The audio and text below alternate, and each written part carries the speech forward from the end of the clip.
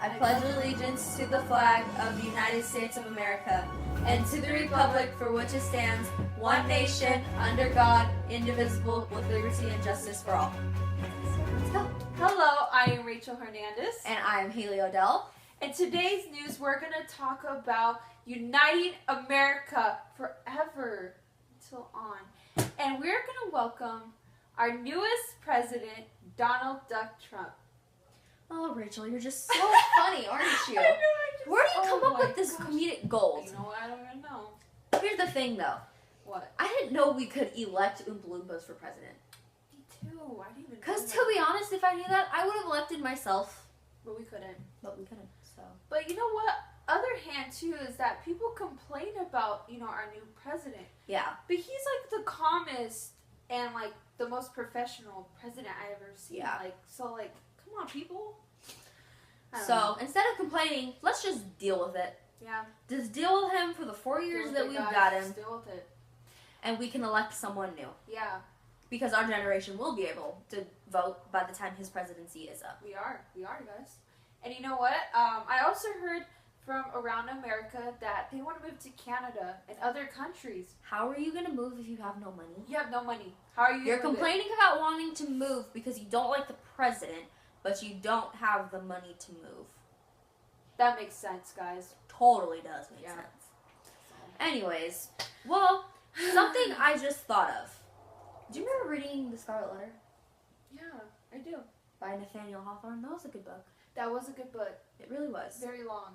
Very long, very kind of boring, but it did have an interesting point. Had a point. It did. Yes, it did. The point was, Hester was convicted of creating the crime of adultery. She was. Which is having a child or having an affair with another person that is not the person you are married to. Yes. And she had a child out of this relationship. She did. And how that relates to now is Trump is accused of many things, and he is accused of things that he has said or done, or whatever you want to say that he's said or done.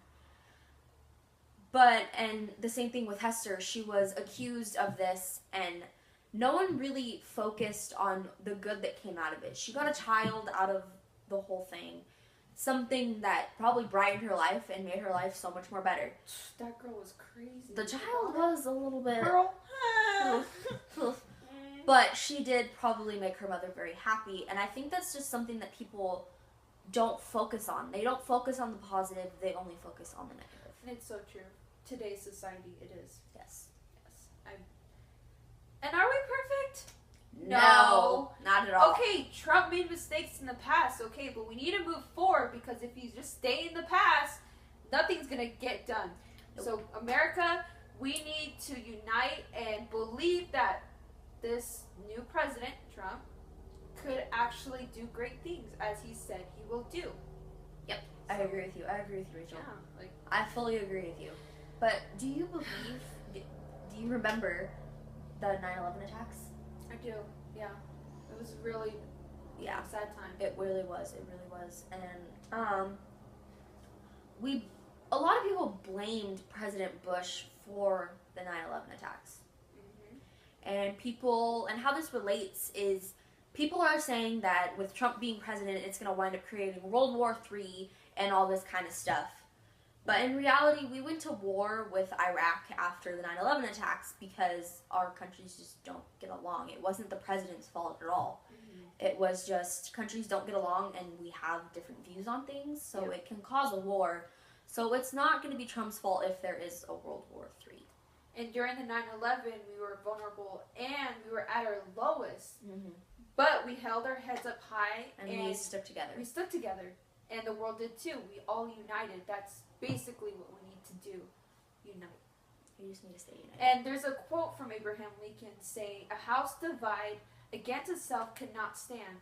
He said that June 16, 1858, meaning we need to stand together in order for our nation to prosper. So I say to you, America, instead of talking about it, let's do some action and make a difference.